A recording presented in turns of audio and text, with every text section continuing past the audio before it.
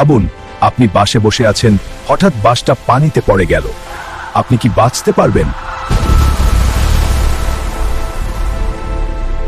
প্রথম 1 মিনিট আপনার জীবন মৃত্যুর সিদ্ধান্ত নেবে। ভুল করলে শেষ।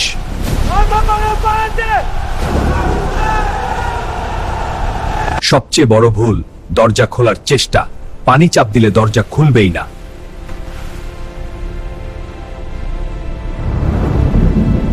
জানালার কোনায় জোরে আঘাত করুন, এটাই বাঁচার আসল উপায়।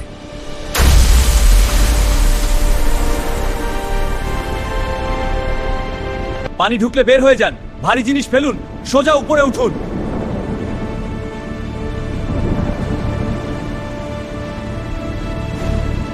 এই ভিডিওটা শেয়ার করুন, কারো জীবন বাঁচতে পারে।